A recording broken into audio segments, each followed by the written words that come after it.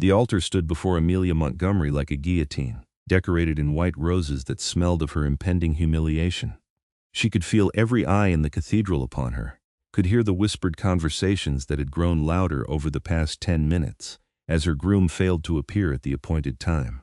Her hands trembled beneath the bouquet of lilies her mother had insisted upon, and she fixed her gaze on the stained-glass window above the altar, trying to disappear into the colors that spilled across the marble floor. The Montgomery family had spent a fortune on this wedding, leveraging their dwindling social standing on this union with the Hartley family. And now Adrian Hartley was 20 minutes late to his own ceremony.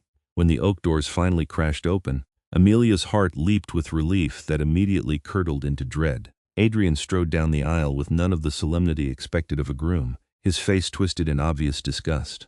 His groomsmen followed behind him, several of them barely suppressing laughter. The guests fell silent, hundreds of faces turning to watch what should have been a moment of romance but instead felt like an execution. Adrian stopped 3 feet from where Amelia stood, refusing to take his place beside her. His lip curled as he looked her up and down, taking in the wedding dress that had cost her mother 6 months of savings, the careful makeup that had taken hours, the trembling hope she couldn't quite hide. "I won't marry trash," Adrian announced, his voice carrying through the cathedral with perfect, damning clarity. "Did you really think I'd go through with this?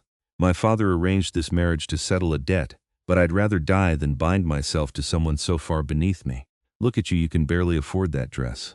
Your family's bankrupt, your reputation is nothing, and you actually believed I wanted you?" The words struck like physical blows. Amelia felt her face burn, felt tears threatening to spill down her carefully made-up cheeks. Around her the whispers exploded into full conversation. Her mother's sob carried from the front pew. Her father stood frozen, his face gray with shock and humiliation. "Adrian, please," Amelia whispered, hating herself for begging but unable to stop. "We had an agreement, your father and my father." "My father is a sentimental fool," Adrian interrupted. "But I'm not. This wedding is over. You can keep the ring as compensation for your embarrassment, though it's worth more than your entire family's estate."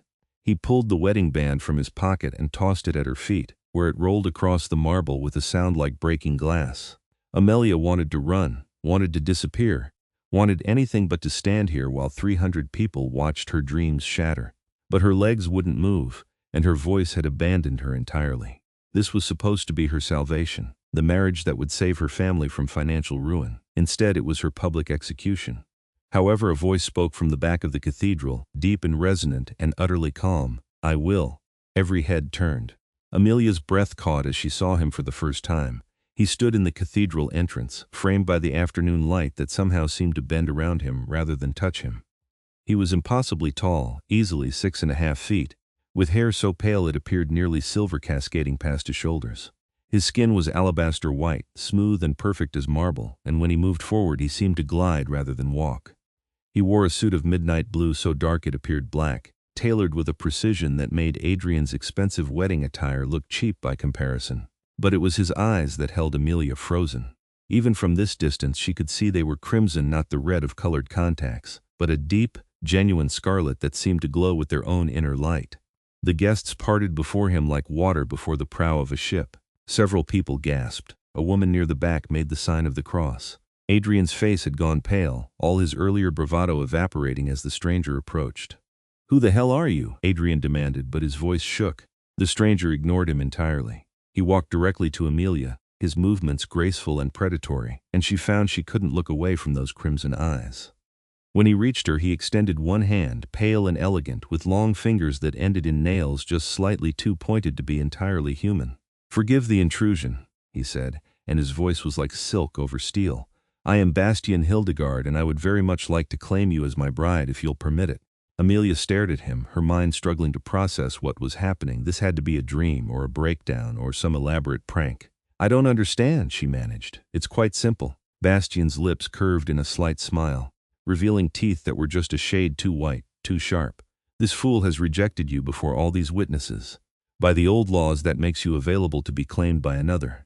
And I am claiming you, Amelia Montgomery, if you'll have me." "The old laws?" Amelia repeated numbly. "I don't." "He's talking about vampire law," Adrian spat, finding his voice again though he kept his distance. "He's one of them, a blood-sucking monster. You can't seriously be considering." "I wouldn't speak if I were you," Bastian said softly, finally looking at Adrian. The temperature in the cathedral seemed to drop 10 degrees. You've already demonstrated your worthlessness quite thoroughly. Don't compound it by boring everyone with your ignorant prattle.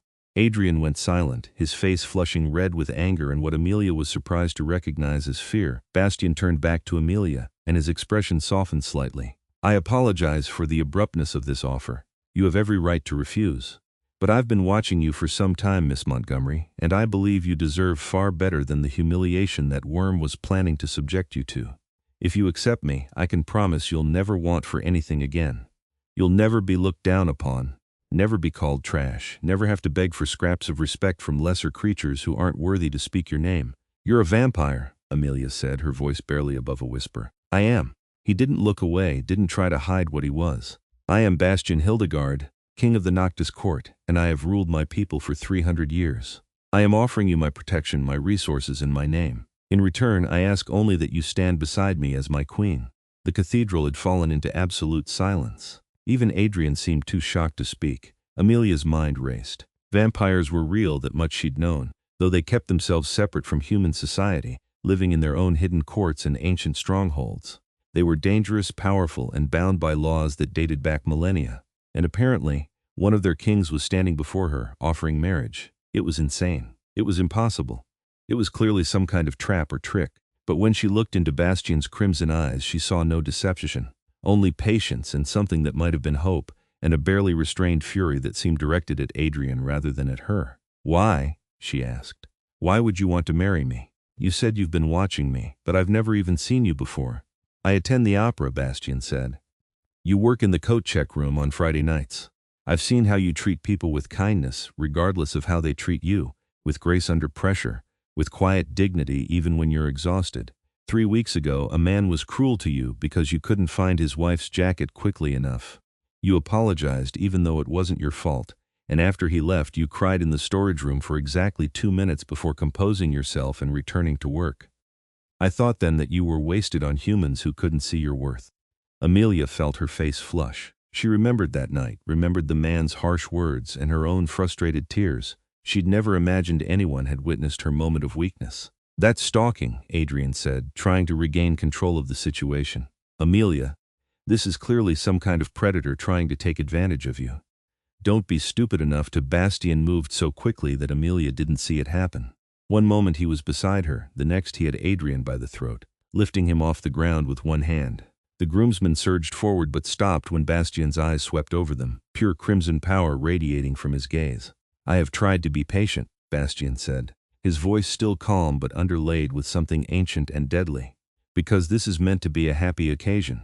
But you will not speak to her that way. You will not call her stupid. You will not question her intelligence. And you will certainly not presume to give her advice after what you've done. Am I understood? Adrian made a choking sound that might have been agreement. Bastian held him for a moment longer, then released him. Adrian crumpled to the ground, gasping for air. Bastian turned back to Amelia as though nothing had happened, though she noticed his hand was trembling slightly, not with weakness but with restrained violence. I apologize for the display, but I will not tolerate anyone disrespecting you, least of all him. Something in Amelia's chest loosened at those words. She looked at Adrian on the ground, at the guests staring in shock, at her parents in the front pew, her mother crying, her father looking lost and afraid. She thought about the life she'd been facing, the years of scrimping and struggling, the constant awareness of being looked down upon by people like Adrian, who thought money and family name made them better than everyone else. Then she looked at Bastian, this impossible vampire king with his crimson eyes and protective fury, and made a choice that was probably insane but felt absolutely right. Yes, she said, Bastian's expression transformed. The dangerous edge softened into something that might have been joy, though it was hard to read on features so perfect and pale. Yes, I'll marry you, Amelia's voice grew stronger. Right here, right now, in front of all these people. If you're serious about this offer, then I accept. A collective gasp rose from the assembled guests.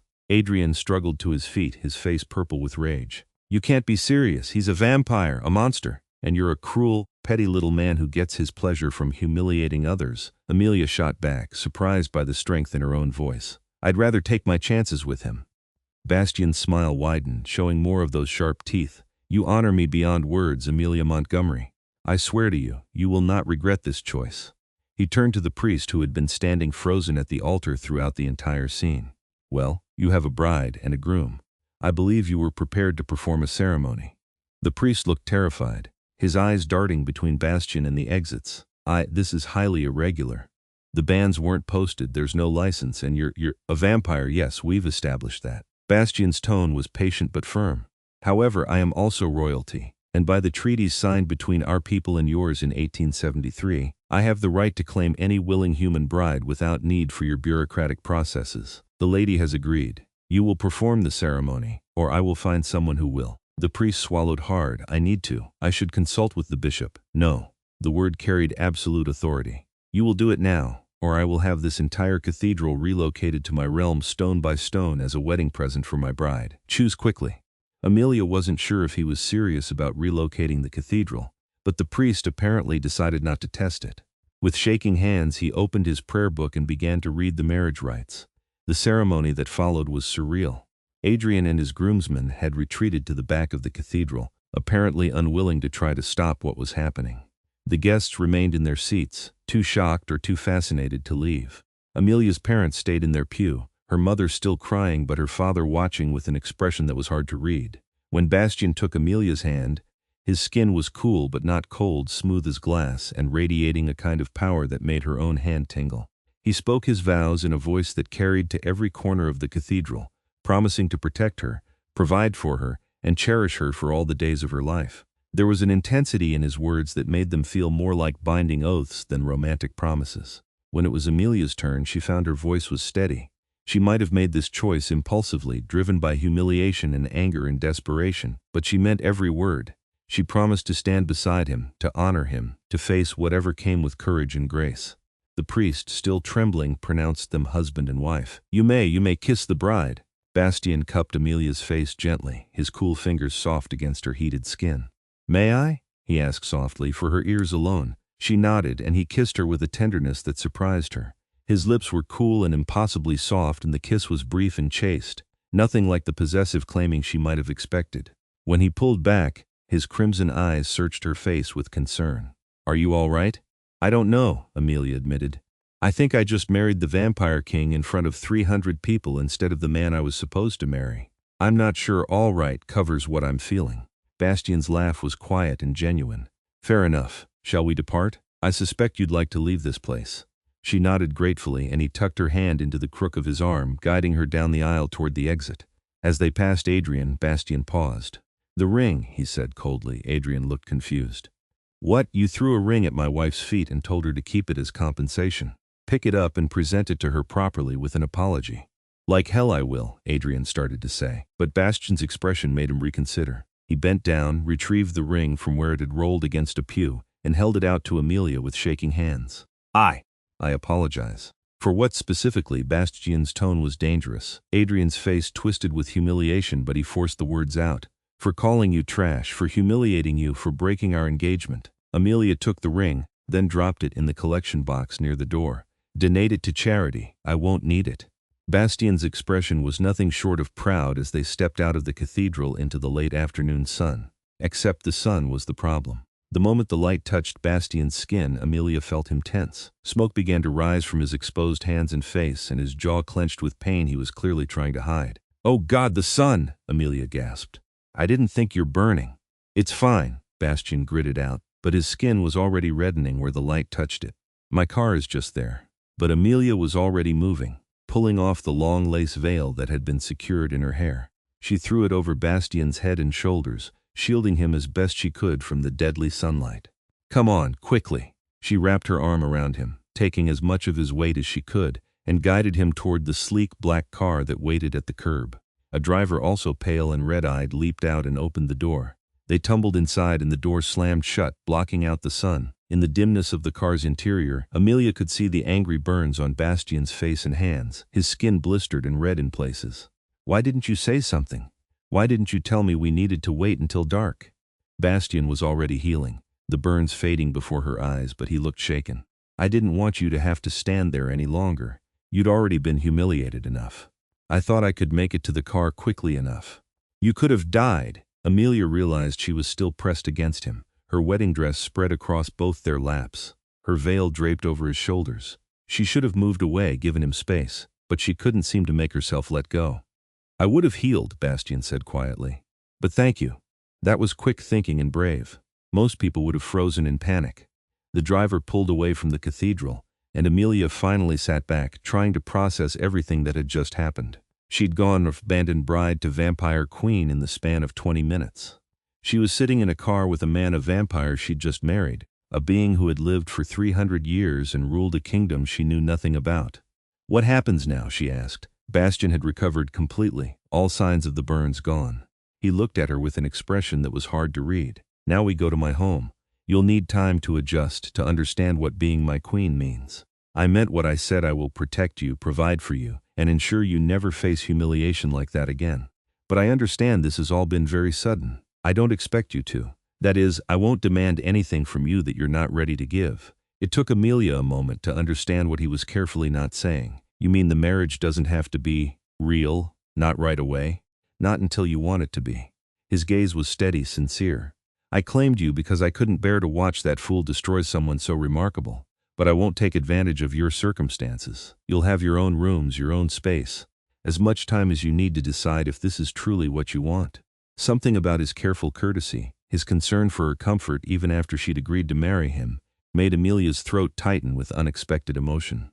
"Thank you," she whispered. They drove through the city as the sun set, heading toward the outskirts where the buildings grew sparser and older. Eventually, they turned onto a private road that led through dense forest, and Amelia caught her first glimpse of Bastian's home. To call it a mansion would have been an understatement. The structure rose from the forest like something from a Gothic fairy tale, all dark stone and soaring towers, with lights glowing in hundreds of windows. It was beautiful and intimidating in equal measure, ancient and modern somehow existing in the same space. "This is Hildegarde Court," Bastian said. "It's been my family's seat for 800 years, though we've updated it considerably since then. The Noctis Court operates from here. My advisors, my guards, the various nobles who manage different aspects of our society." "How many vampires are there?" Amelia asked, staring up at the enormous building. "In my court specifically?" "About 300. "In the world?" "Thousands spread across various courts and kingdoms. We're not as numerous as humans, but we're far from extinct." The car pulled up to the main entrance where a row of staff waited. They were all vampires as far as Amelia could tell, all with that same pale skin and unnatural grace, though their eyes ranged from red to amber to pale blue. As Bastian helped Amelia from the car, they all bowed deeply. "This is Amelia Hildegarde, my wife and your queen," Bastian announced. "She will be treated with the utmost respect and deference. Anyone who fails in this will answer to me personally. Am I understood?" A chorus of "Yes, Your Majesty" echoed from the assembled staff. Amelia felt herself flushing at the attention, at the weight of all those ancient eyes upon her. A woman stepped forward from the group, her white hair braided in an intricate crown, her amber eyes warm despite their inhuman color. "Your Majesty, welcome home. And welcome to you, my queen. I am Seraphine, head of the household staff. If you need anything at all, you have only to ask." "Thank you," Amelia managed, trying to match the woman's gracious tone. Bastian guided her inside, and if the exterior had been impressive, the interior was breathtaking. The entrance hall soared 3 stories high, with a grand staircase of dark wood and iron sweeping upward. Paintings that looked centuries old hung on the walls, and antique furniture mixed seamlessly with modern pieces. Everything spoke of wealth, power, and impeccable taste. "I'll show you to your rooms," Bastian said. "You must be exhausted." He led her up the staircase and through a maze of corridors until they reached a set of double doors. When he opened them, Amelia found herself looking into a suite that was larger than her family's entire apartment. The sitting room was decorated in shades of cream and gold, with a fireplace, bookshelves, comfortable furniture, and French doors that opened onto a balcony. Through another doorway she could see a bedroom with a massive 4-poster bed draped in silk. "These are your private rooms," Bastian explained. "No one will enter without your permission, not even me. My rooms are just down the hall if you need anything. Seraphine will assign you a personal attendant, and you'll have access to anything in the house you wish." He paused, then added quietly, "There are some human staff as well. If you'd prefer to be attended by someone who isn't a vampire, I won't be offended." Amelia turned to look at him, this strange, powerful being who had claimed her so dramatically but was now being so careful with her comfort. In the soft light of the suite, he looked almost ethereal, beautiful in a way that was definitely inhuman but no less striking for it. "Can I ask you something?" she said. "Anything. Why did you really do this?" The real reason, not the explanation you gave in the cathedral. You said you've been watching me, but that can't be the only reason. You're a king. You could have anyone. Why me? Bastian was quiet for a long moment, his crimson eyes distant. 300 years is a long time to be alive, he finally said. I've seen empires rise and fall. I've watched humans build magnificent things and destroy each other with equal enthusiasm. I've attended 1,000 parties, fought 100 wars, ruled my people with what I hope has been wisdom and justice. And through it all, I've been alone. Not physically, I'm surrounded by people, but truly alone because I'd never found anyone who made me feel less so. He looked at her directly, his gaze intense. Then I saw you at the opera house. You were checking coats and helping people find their seats. And there was something about the way you moved through the world. Grace under pressure. Kindness even when people didn't deserve it. A quiet strength that drew me like nothing has in centuries. I started attending every Friday just to see you for a few minutes. I learned about your family's financial troubles, about the arranged marriage to Adrian Hartley. I watched him treat you with casual cruelty whenever he picked you up from work, and I wanted to tear his throat out. Amelia's breath caught at the casual violence in his tone, but Bastian continued. I told myself it wasn't my place to interfere. You were human, living your own life, and I had no right to impose myself on you. But then today I couldn't help myself. I went to the cathedral planning only to watch, to see you married and wish you well and try to move on. But when he humiliated you like that, when he called you trash in front of all those people, his hands clenched into fists, I moved before I consciously decided to. And when you said yes, when you agreed to marry me despite knowing what I am, I felt something I haven't felt in longer than I can remember. Hope. Amelia didn't know what to say. His honesty was raw and unexpected, and she found herself believing him despite how insane the entire situation was. I don't expect you to love me, Bastian added quickly. Not now, maybe not ever. But I hope that in time you'll at least come to trust me. And I promise you this, I meant every word of my vows. I will protect you with everything I am. No one will ever make you feel small or worthless again. You're a queen now, Amelia Hildegarde, and you will be treated as such. Before Amelia could respond, there was a knock at the door. Bastian's expression shifted from vulnerable to controlled in an instant. Yes? Seraphine entered with a graceful bow. Forgive the intrusion, your majesties, but word of the marriage has spread quickly. There are several nobles requesting an audience, and the council is convening in the throne room. They wish to meet the new queen. Bastian's jaw tightened. Tell them it will have to wait until tomorrow. My wife needs rest. I'm fine, Amelia said, surprising herself. If they need to meet me, we should do it now. I don't want to seem like I'm hiding. Bastian looked at her with concern. You've had an incredibly difficult day. There's no shame in taking time to recover, I know.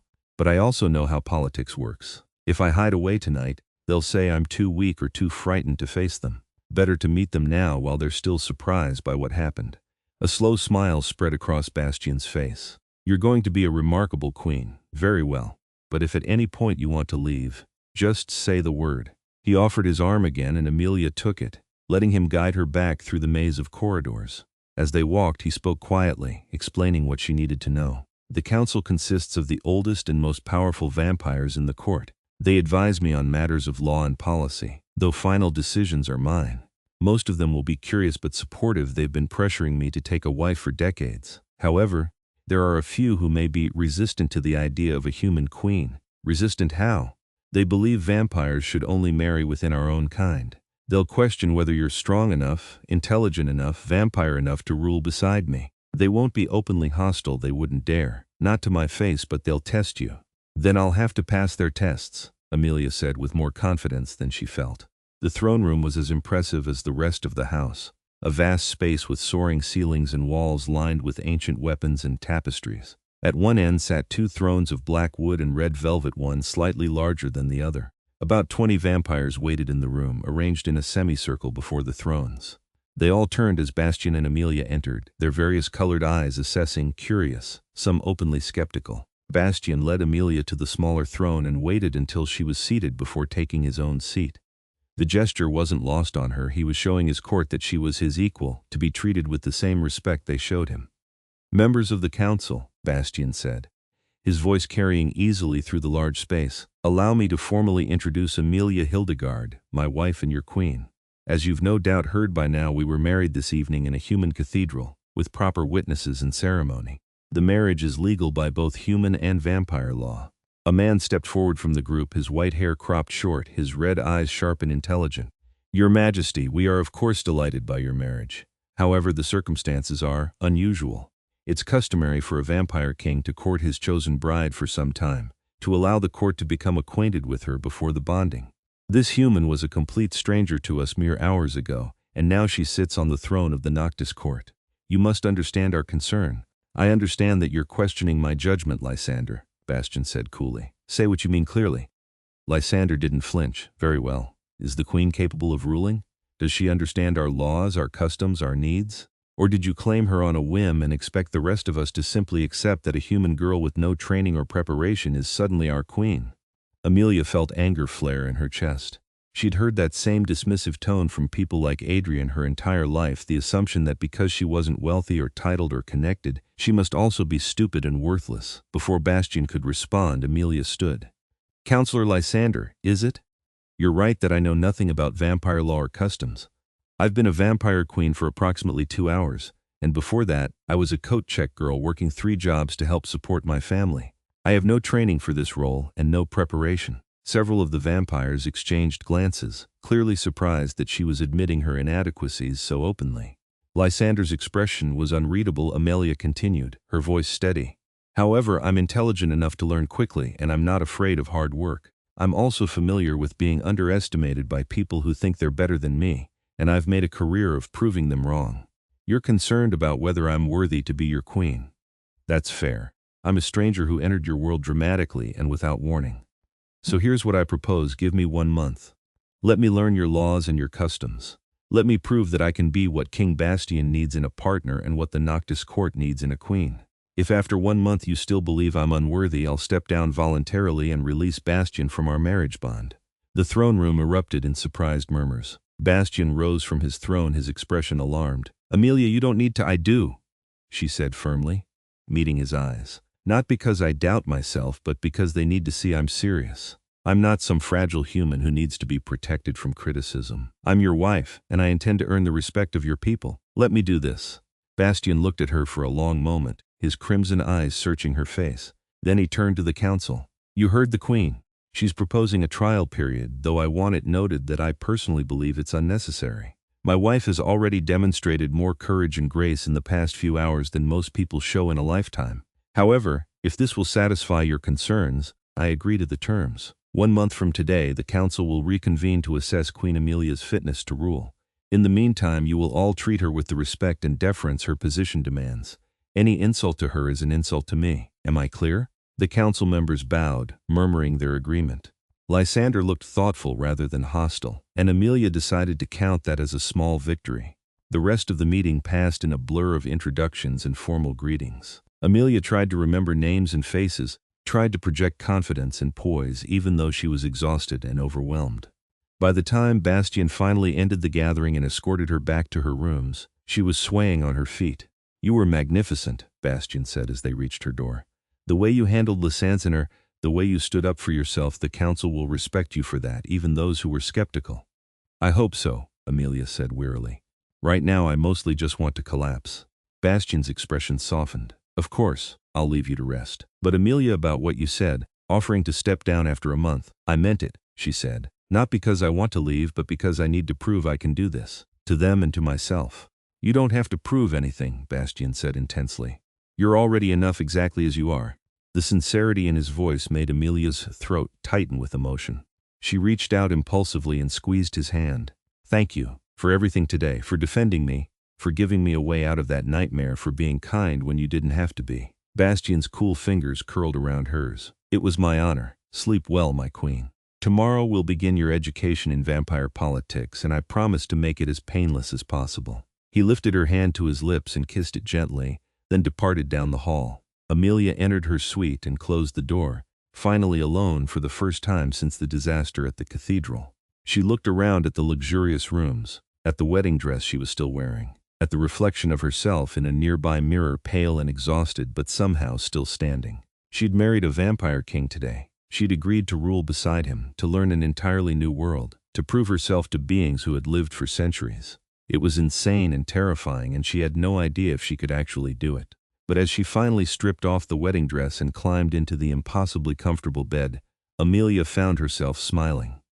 For the first time in years, she felt like her life was her own choice rather than something happening to her. She'd stood up to Adrian, accepted Bastian's offer, faced the Vampire Council, and survived it all. Whatever came next, she would face it head-on. She was Amelia Hildegarde now, queen of the Noctis court, and she would prove to everyone, including herself, that she deserved the title. The next few weeks passed in a whirlwind of learning. True to his word, Bastian began Amelia's education immediately. Every morning, she woke to find him waiting in her sitting room with breakfast human food. She noted gratefully and a new lesson prepared. He taught her the history of the vampire courts, going back thousands of years to when vampires had first organized themselves into kingdoms and established the laws that governed their society. He explained the complex web of alliances and rivalries between different courts, the treaties that maintained peace between vampires and humans, the carefully maintained secrecy that kept most humans unaware that vampires existed as anything more than folklore. He introduced her to key members of the court beyond the council: the captain of the guard, a fierce vampire woman named Morgana with silver hair and violet eyes; the court historian, an ancient being named Theron who had lived for over a millennium; the master of commerce, who managed the vast financial empire that funded the Noctis court's operations. Each of them tested her in their own way. Morgana wanted to know if she could think strategically, so she presented Amelia with hypothetical threats and asked how she would respond. Theron quizzed her on historical precedents and vampire traditions. The Master of Commerce challenged her understanding of economics and resource management. Amelia threw herself into the lessons with desperate determination. She stayed up late studying the books Bastian provided, memorized names and dates and legal precedents, asked questions until she understood not just what the laws were but why they existed. It was exhausting, but it was also exhilarating. For the first time in her life, she was learning things that mattered, being challenged intellectually, treated as though her mind had value. And through it all, Bastian was patient and encouraging. He never made her feel stupid for not knowing something, never showed frustration when she struggled with a concept. Instead, he explained things in different ways until she understood, praised her progress, and shared stories from his own long life that brought the dry history to life. They fell into an easy companionship that surprised Amelia. Despite the bizarre circumstances of their marriage, despite the fact that he was an immortal vampire king and she was a human girl from a bankrupt family, they simply fit together.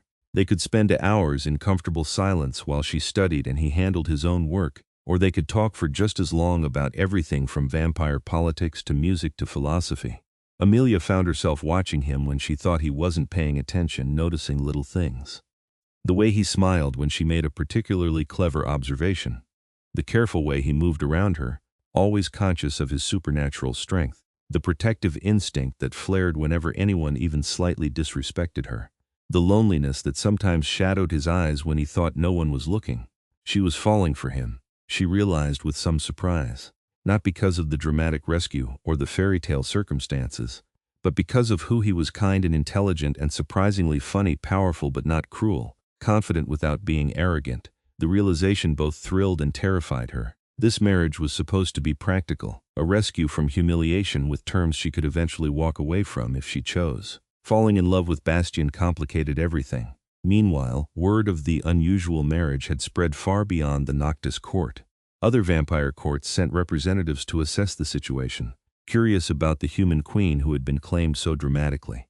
The human media got hold of the story as well. Jilted bride claimed by vampire king made for sensational headlines. Amelia's family tried to contact her multiple times. Her mother left tearful messages begging her to come home, certain that the vampires were holding her hostage. Her father's messages were more measured, asking if she was all right and if there was anything they needed to understand about the situation. Finally, after 2 weeks, Amelia asked Bastian if her parents could visit.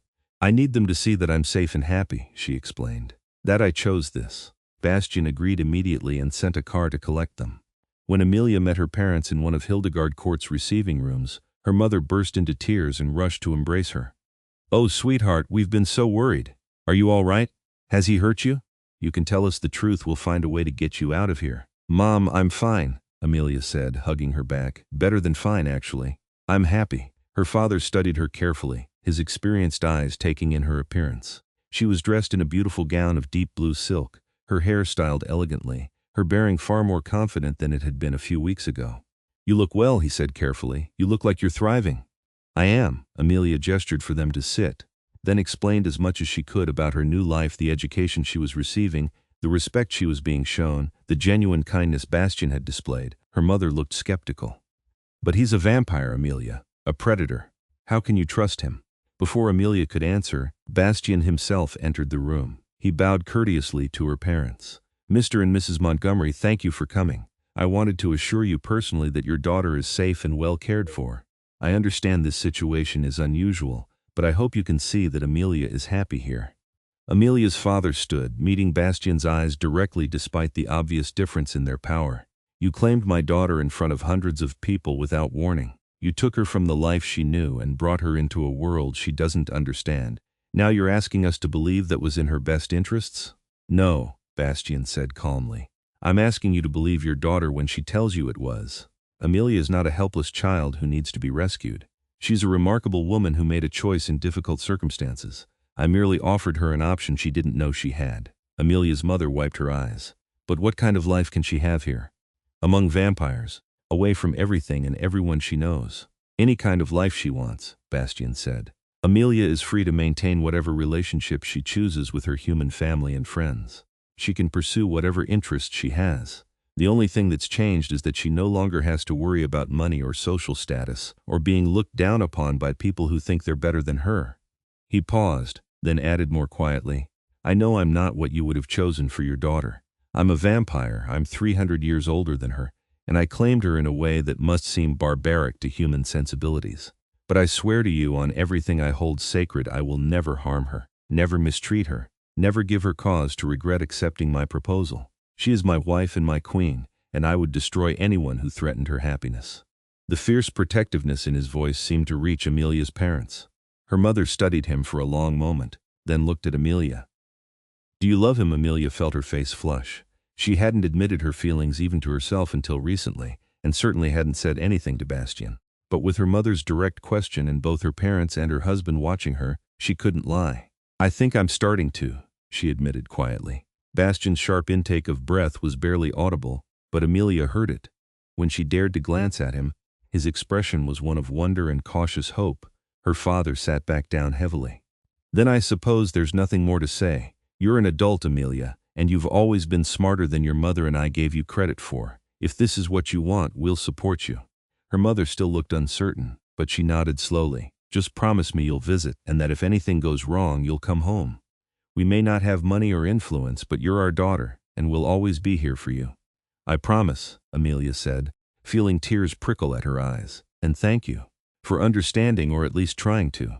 After her parents left, Amelia found herself alone with Bastian in the receiving room. He was very quiet, his expression unreadable. "You don't have to say anything about what I told them," Amelia said quickly. "I know this marriage wasn't supposed to be about love, and I'm not expecting Amelia." Bastian crossed the room in 2 strides and cupped her face in his cool hands. "Do you have any idea what it meant to hear you say that? That you're starting to love me?" "I know it's probably too soon," Amelia said nervously. "And I know you married me to rescue me, not because you actually wanted." "I have wanted you since the first moment I saw you," Bastian interrupted, his crimson eyes blazing with intensity. "I told myself I was simply fascinated, that I was lonely and you seemed kind. But the truth is, I've been falling for you for months. Watching you at the opera house, learning everything I could about you, imagining what it would be like to know you properly. When Adrian humiliated you, I claimed you partly because I couldn't bear to see you hurt, but also because I wanted you for myself. I've been selfish and possessive and completely besotted, and I've been terrified that you would realize I'm just a monster who took advantage of your circumstances." Amelia stared at him, her heart pounding. "You love me," desperately, Bastian said. "Completely. So much that it frightens me, because in 300 years I've never felt anything like this. You've been here barely 3 weeks, and already I can't imagine my existence without you. When you offered to step down after a month if the council wasn't satisfied, I nearly forbade it because the thought of losing you was unbearable." "You won't lose me," Amelia whispered. "I'm not going anywhere. This is where I want to be." Bastian kissed her then, not the chaste kiss of their wedding but something deeper and more passionate. His cool lips moved against hers with a hunger that stole her breath, and Amelia found herself pressing closer, her hands tangling in his long silver hair. When they finally broke apart, both of them were breathing hard. "I should ask," Bastian said, his voice rough, "would you like to move into my rooms, or would you prefer to maintain separate quarters?" There's no pressure. I meant what I said about giving you space, but if you want. I want, Amelia said firmly. I want to share your space, your bed, your life, all of it. The joy that lit Bastian's face was like watching the sun rise. Then I am the most fortunate being in existence. That night, Amelia moved her belongings into Bastian's suite, which was even more luxurious than her own rooms had been. They stayed up late talking, then simply holding each other, and Amelia marveled at how right it felt. When Bastian finally carried her to the massive bed and made love to her with a gentleness that made her cry, she knew beyond any doubt that she'd made the right choice. The next morning, word of the shift in their relationship spread through the court with supernatural speed. The staff seemed delighted, and even the more skeptical council members appeared pleased. Apparently, a love match between king and queen was seen as auspicious. The month trial period passed quickly. Amelia continued her lessons, but now she also began to take on actual duties, sitting in on council meetings, hearing petitions from members of the court, helping to resolve disputes. To her surprise, she was good at it. Her years of dealing with difficult customers and managing multiple jobs had given her skills that translated well to managing vampire politics. When the month ended and the council reconvened to assess her fitness to rule, Lysander was the one who spoke for them all. Your Majesty, he said, addressing Amelia directly, when you first arrived, many of us doubted whether a human could successfully rule as our queen. We questioned whether you had the strength, the intelligence, and the will necessary for such a position. I am pleased to say that you have answered all those questions and more. In 1 month you've learned what would take most people years to master. You've shown wisdom in judgment, courage in the face of challenge, and grace under pressure. The council unanimously agrees that you are fit to rule as Queen of the Noctis Court. He paused, then added with something that might have been respect, more than that you've earned our loyalty. You are our queen, and we are honored to serve you. The other council members echoed his words, and Amelia felt tears threatening. She'd done it. She'd proven herself worthy. Bastian took her hand and raised it to his lips. I never doubted you for a moment. But their happiness was short-lived. 3 days after the council's affirmation, a messenger arrived from the Sanguine Court, one of the oldest and most powerful vampire kingdoms, ruled by a king named Mordecai who had lived for over 2,000 years. The message was formal, but its meaning was clear. Mordecai was displeased by Bastian's choice of a human bride. He viewed it as a degradation of vampire nobility and demanded that the marriage be annulled. He can demand all he wants, Bastian said coldly when he read the message. My marriage is none of his concern. But it quickly became clear that Mordecai intended to make it his concern. Over the next week, more messages arrived, each more threatening than the last. Mordecai claimed that a human queen set a dangerous precedent, that it would encourage other vampires to form inappropriate attachments with humans, that it weakened the purity of vampire bloodlines.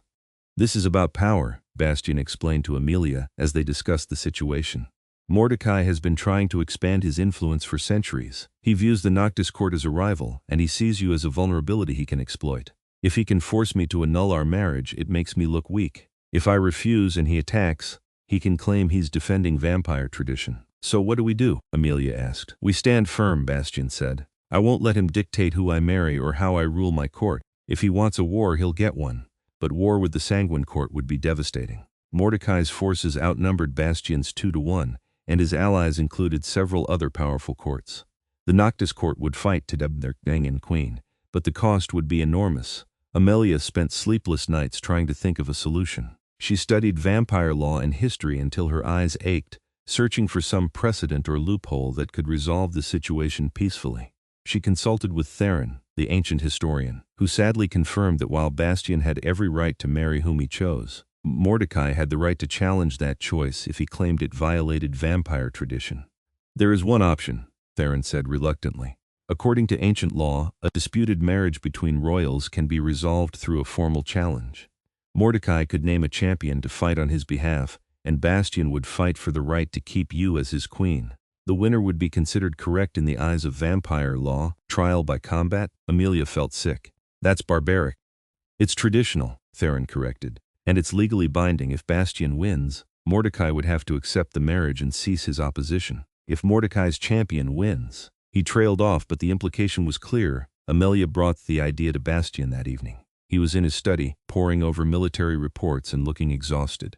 When she explained what Theron had suggested, his expression darkened. Absolutely not. I won't risk you becoming a widow because Mordecai is a power-hungry fool. But if you win, the conflict ends without a war. Amelia argued. Hundreds of lives saved, are people safe? Isn't that worth the risk? Not if the risk is losing you. Bastian stood and pulled her into his arms, holding her tightly. I've lived 300 years without you, Amelia. I can't go back to that emptiness now that I know what it's like to be loved by you. Then don't lose, Amelia said, pulling back to look him in the eyes. You're one of the most powerful vampires alive. You can win this. Mordecai will choose his strongest champion. It won't be an easy fight, I know. But I also know you and I believe in you. Accept the challenge, Bastian. End this threat before it becomes a war. He studied her face for a long moment, then nodded slowly. If this is what you want, I'll do it.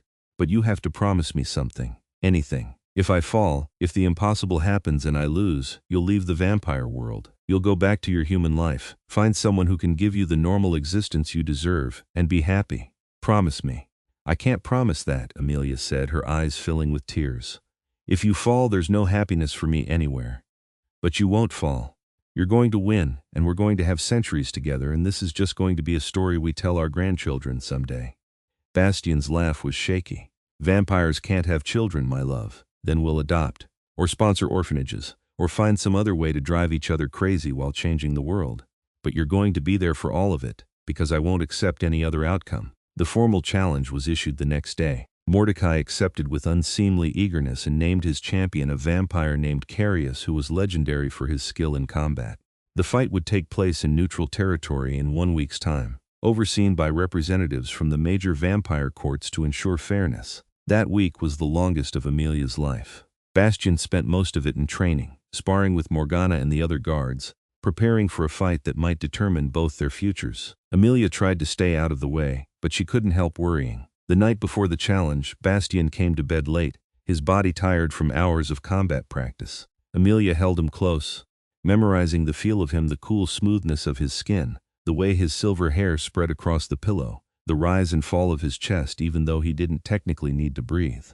Whatever happens tomorrow, Bastian said quietly, I want you to know that you've given me more happiness in 2 months than I experienced in 300 years before I met you. You've made my existence mean something again. Thank you for that. Don't talk like you're saying goodbye, Amelia said fiercely. You're going to win tomorrow, and then we're going to have a ridiculously long and happy marriage, and Mordecai is going to have to live with the fact that he failed to break us apart. Bastian smiled and kissed her forehead. Your confidence in me is humbling. I hope I can live up to it. You will, Amelia said with absolute certainty. I know you will. The challenge took place in an ancient arena deep beneath the earth, a massive stone circle that had witnessed countless vampire duels over the millennia. Vampires from courts all over the world had gathered to witness the fight, filling the tiered seating that surrounded the arena floor. Amelia sat in the place of honor, wearing a gown of crimson silk that Bastian had asked her to wear as his favor. Mordecai sat across the arena from her, a tall vampire with black hair and eyes like chips of ice. His expression was smug, confident that his champion would prevail. When Bastian and Carius entered the arena, the crowd fell silent. Bastian wore simple black fighting clothes that left his arms bare, his silver hair bound back from his face. Carius was taller and more heavily muscled, scarred from centuries of battle, his movements predatory and confident. The rules were explained by the neutral arbiter. The fight would continue until one combatant yielded or died. All supernatural abilities were permitted. The winner's position would be upheld by vampire law. Then the arbiter stepped back and the fight began. It was brutal and terrifying and beautiful all at once. The two vampires moved with inhuman speed, their blows strong enough to crack stone when they connected. Bastian fought with precision and strategy, using his smaller size to his advantage, dodging attacks and striking at vulnerable points. Carius fought with raw power and experience, each of his hits capable of ending the fight if they landed solidly. Amelia watched with her heart in her throat, her hands clenched so tightly that her nails drew blood from her palms. Every time Carius's fist connected with Bastian's body, she felt the impact like a physical blow. Every time Bastian managed to land a hit of his own, she felt a surge of desperate hope. The fight went on for what felt like hours but was probably only minutes. Both vampires were bleeding from multiple wounds, their regenerative abilities working overtime to heal damage as fast as it was inflicted. Carius landed a devastating blow to Bastian's ribs, and Amelia heard bone crack. Bastian staggered but didn't fall, and when Carius moved in for a finishing strike, Bastian caught his arm and twisted with all his supernatural strength. The sound of Carius's arm breaking echoed through the arena. He howled in pain, and Bastian pressed his advantage, moving with blinding speed to get behind his opponent. Before Carius could recover, Bastian had him in a chokehold, his arm wrapped around the larger vampire's throat with iron strength. "Yield," Bastian commanded, his voice carrying clearly despite his obvious exhaustion. "This fight is over." Carius struggled for a moment, then went limp, tapping Bastian's arm in surrender. The arbiter immediately called the fight, declaring Bastian the victor. The arena erupted in cheers and shouts. Amelia didn't remember leaving her seat or running down to the arena floor, but suddenly she was there, throwing herself into Bastian's arms and holding him as tightly as she could. "You did it," she sobbed against his chest. "You won, I knew you would." Bastian held her just as tightly, his entire body shaking with exhaustion and relief. "For you," he said quietly. "I would fight 1,000 battles for you." Across the arena Mordecai stood, his face dark with fury. But vampire law was absolute. He'd issued the challenge and his champion had lost. The marriage stood, and he had no choice but to accept it. As Bastian and Amelia stood together in the center of the arena, the assembled vampires began to chant, "Long live the king! Long live the queen!" The sound washed over them like a wave, and Amelia felt something settle into place inside her chest. This was her life now, her people, her future. She was Amelia Hildegarde, queen of the Noctis court, wife to Bastian, and she had never been more certain of where she belonged. In the weeks that followed the challenge, life at Hildegarde court settled into a new rhythm. With Mordecai's challenge defeated and vampire law on their side, other courts that had been skeptical about the human queen began to accept her presence. Some even reached out with congratulations and offers of alliance. Impressed by both Bastian's victory and Amelia's composure throughout the ordeal, Amelia threw herself into her role with renewed confidence. She established programs to help vampires who wanted to integrate more fully with human society, created diplomatic channels with the human government to improve relations between their peoples, and worked with the council to update some of the more outdated vampire laws. Not everyone agreed with her changes, but even those who disagreed respected the thoughtfulness with which she approached problems. She also maintained connections to her human life. Her parents visited regularly, gradually growing more comfortable with the vampire world. She stayed in touch with friends from her old jobs, though she was careful not to reveal too much about her new life to those who didn't know vampires existed. It was a delicate balance, but she managed it. 6 months after their dramatic wedding, Bastian and Amelia held a second ceremony, this one planned and joyful, with guests from both human and vampire worlds in attendance. It was partly for appearances, a way to present their union in a more traditional context, but it was also deeply meaningful to both of them. This time, Amelia wore a dress she'd chosen herself, and when she walked down the aisle, it was toward a man she loved completely rather than away from humiliation. When they exchanged vows again, this time by choice rather than circumstance, Amelia felt the weight of their bond settle around her like a physical thing. Vampires felt love differently than humans. Bastian had explained deeper, more permanent, almost mystical in its intensity. She was bound to him now not just by law but by something far more profound. "I love you," she whispered as they stood before their assembled guests, "now and always, in this life and whatever comes after." "And I love you," Bastian replied, his crimson eyes bright with emotion. "You are my heart, my queen, my everything. I will spend eternity proving myself worthy of you."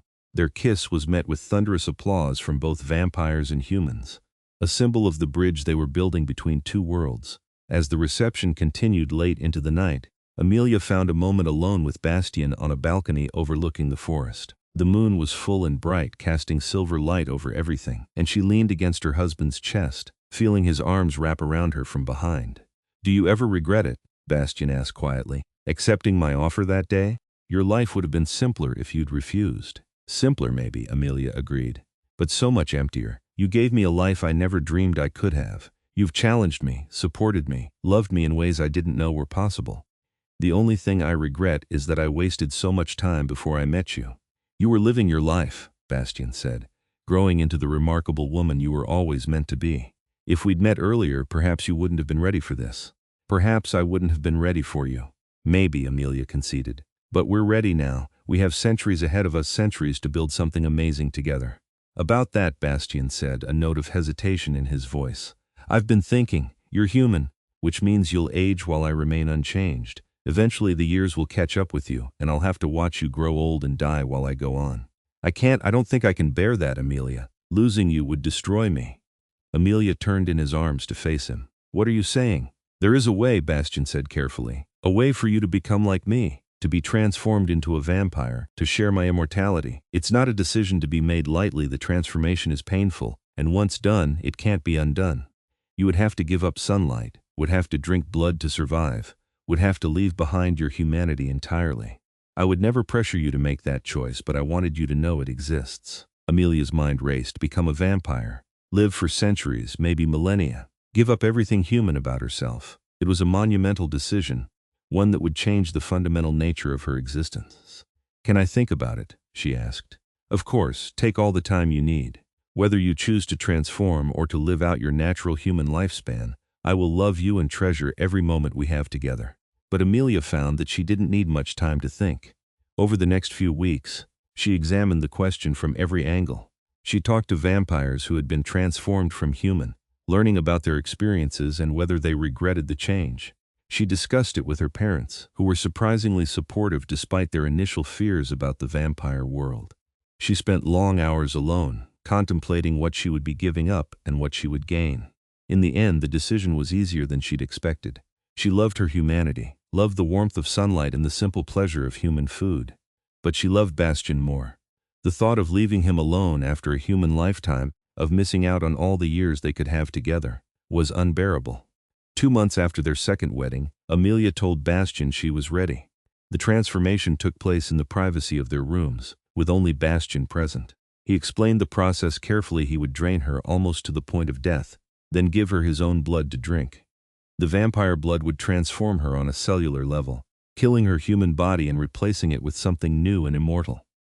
It will hurt, Bastian warned, his face tense with concern. It will hurt more than anything you've ever experienced. The transformation takes 3 days, and you'll be conscious for all of it. I'll be with you the entire time, but I won't be able to take away the pain. If you've changed your mind, if you're not absolutely certain. I'm certain, Amelia interrupted. She took his face in her hands and kissed him gently. I want this. I want eternity with you. I want to be your equal in every way, not just your human wife who will be gone in a blink of your long life. I'm ready, Bastian. Transform me. The first part was almost gentle. Bastian lowered his head to her throat and bit, his fangs piercing her skin with precision. Amelia gasped at the sensation, sharp pain that quickly transformed into something else, something almost euphoric. She felt her blood flowing into him, felt herself growing weaker as he drank. Just as the edges of her vision began to darken, Bastian pulled away. He bit his own wrist and dark red blood welled up. Drink, he commanded softly, and Amelia pressed her mouth to the wound. Vampire blood tasted like copper and spice and something indefinable, something that sang of power and eternity. Amelia drank deeply and felt it burning through her veins like liquid fire. Then the pain began. Bastian had warned her, but nothing could have prepared her for the reality. It felt like every cell in her body was being torn apart and rebuilt, like she was dying and being reborn simultaneously. She screamed until her voice gave out, thrashed until Bastian had to hold her down to keep her from hurting herself. Time became meaningless. There was only the pain, endless and overwhelming. Through it all, Bastian never left her side. He held her when she could bear to be touched, whispered words of love and encouragement when she could hear him, wiped away the tears of blood that leaked from her eyes. His presence was the only thing that kept her from losing her mind entirely. On the third day, as Bastian had promised, the pain began to recede. Amelia's senses sharpened. She could hear conversations happening rooms away, could smell individual scents from hundreds of sources, could see details in the darkness that would have been invisible before. When she finally opened her eyes and looked at Bastian, she saw him with entirely new clarity, the subtle play of emotions across his face, the way his body held tension, the love that radiated from him like heat. How do you feel? He asked anxiously. Amelia sat up, testing her new body. She felt strong, impossibly strong, like she could lift a car or run for miles without tiring. She felt graceful, her movements fluid and precise, and she felt hungry, a deep, gnawing hunger that made her throat burn. Different, she said, and her voice sounded different too, carrying harmonics it hadn't possessed before. Strange, powerful, and very, very hungry. Bastian smiled with relief and produced a crystal glass filled with dark red liquid, blood from the court stores. Drink slowly, your new body needs to adjust. The blood tasted better than anything Amelia had ever consumed. It soothed the burning in her throat and filled her with warmth and energy. When she finished the glass, she looked at Bastian and felt the bond between them deepen and intensify, no longer diluted by the difference between human and vampire. I can feel you, she said in wonder. Not just emotionally, but like you're part of me. Like we're connected. The mate bond, Bastian said softly. It's stronger between vampires than between vampire and human. You're truly mine now, Amelia, as I am truly yours. Forever, forever, Amelia echoed and kissed him, marveling at how different it felt now that they were the same kind of being. Show me everything. Teach me what I am now. The next months were a new kind of education. Bastian taught Amelia to use her supernatural speed and strength, to control the predatory instincts that came with being a vampire, to navigate the complex sensory input that threatened to overwhelm her enhanced senses. She learned to feed properly, to move silently, to access the vampiric abilities that came with her transformation. She also learned the limitations. Sunlight, which she'd once loved, was now deadly. Even brief exposure caused burning pain and damage that took hours to heal. She had to be careful of her strength around humans and delicate objects, and the hunger was a constant presence, something that had to be managed and controlled. But there were unexpected joys as well. She discovered she could move through the world with a grace she'd never possessed as a human, could experience art and music and beauty with senses that perceived so much more. She found that being a vampire didn't make her less herself. She was still Amelia, still had the same personality and values and dreams. She was just more now, stronger and faster and capable of so much more than she'd been before. The Noctis court celebrated her transformation with a grand ball. As Amelia descended the main staircase in a gown of midnight blue, her white hair, which had turned silver during the transformation, flowing loose down her back, her crimson eyes scanning the assembled vampires, she felt truly at home for the first time. Bastian waited at the bottom of the stairs, looking at her with such love and pride that it took her breath away. When she reached him, he bowed formally and extended his hand. "May I have this dance, my queen?" "Always," Amelia said, and let him sweep her onto the dance floor. They moved together perfectly, two beings so in sync that they anticipated each other's movements without conscious thought. Around them the court watched with approval and celebration. Amelia spotted Lysander smiling, Morgana raising a glass in salute, Theron nodding with satisfaction. These were her people now, her family, and they had accepted her completely. As the music swelled and Bastian spun her across the floor, Amelia thought about the path that had brought her here. The humiliation at the altar that had felt like the end of her world. The impossible offer from a vampire king. The choice to accept, to trust, to open herself to something new and terrifying. The weeks of proving herself, the threat from Mordecai, the challenge and victory. The decision to transform, to claim her place at Bastian's side, not just for a human lifetime but for eternity. It had been less than a year since Adrian had called her trash and thrown a ring at her feet. Now she was queen of the Noctis court, beloved wife to a king who would have fought armies for her, immortal and powerful and surrounded by people who respected and valued her. "What are you thinking about?" Bastian murmured, pulling her closer. "About how sometimes the worst moments of our lives lead to the best things," Amelia said. "If Adrian hadn't humiliated me, if you hadn't been in that cathedral, if I hadn't been desperate enough to accept your offer, we might never have found each other." "I would have found you eventually," Bastian said with certainty. "Somehow, someway, we were meant to be together. The universe couldn't be so cruel as to keep us apart." "Maybe," Amelia agreed. "But I'm glad it happened the way it did. I'm glad you claimed me in front of all those people. I'm glad I had the courage to say yes, and I'm so glad I get to spend forever with you." Bastian's expression softened. "My Amelia, my queen, my heart. I will spend eternity making sure you never regret choosing me." "I already don't," Amelia said, and kissed him there in the middle of the dance floor, surrounded by their court and their people, claiming this moment and this love and this life that was so much more than she'd ever dared to dream. Years passed, then decades, then a century. The world changed around them, but Bastian and Amelia remained constant, ruling the Noctis court with wisdom and compassion. They became legendary in the vampire world, the king who had claimed a human bride so dramatically, the queen who had proven herself worthy, and then chosen to transform rather than let death separate them. They faced challenges together, threats from rival courts, conflicts with human governments, the endless complexities of maintaining peace in a world that held both humans and vampires. But they faced everything side by side, partners in every sense of the word. Amelia never forgot her human origins, and she used her unique perspective to bridge the gap between the two worlds. She established schools where humans and vampires could learn about each other, created treaties that protected both species, and worked tirelessly to reduce the fear and misunderstanding that had kept the two peoples separate for so long. Bastian supported her in every endeavor, proud of his queen and the changes she brought to their world. He'd ruled alone for 300 years before meeting her, but he couldn't imagine ruling without her now. She'd brought light into his darkness, hope into his cynicism, and love into a heart he'd thought had grown too old and tired to feel such things. On their 100th anniversary, they stood together on the same balcony where Amelia had agreed to transform, looking out over the forest that surrounded Hildegarde Court. The moon was full again, just as it had been that night so long ago, and Amelia leaned against her husband the same way she had then. "Do you remember the first time we stood here?" Bastian asked. "Every detail," Amelia said. "You asked if I regretted accepting your offer. You told me about the possibility of transformation. I was so overwhelmed by everything, so uncertain about the future. And now I know exactly where I belong." Amelia turned to face him, taking both his hands in hers. "With you, always with you. Whether we have another century or another millennium or an eternity, I will never regret choosing you. I will never regret becoming this. You are my heart, Bastian Hildegarde, and I love you more with each passing year." Bastian pulled her close, resting his forehead against hers in the intimate gesture that had become theirs over the decades. "And you are mine, my salvation, my joy, my reason for existing. Everything good in my long life has come from you, Amelia. Everything meaningful, everything beautiful, everything worth fighting for. I was merely existing before you. Now I truly live." They stood there together as the moon crossed the sky, two immortal beings bound by love and choice and a bond that would last forever. Below them the court bustled with life and activity. Beyond the forest the world continued its endless change and evolution.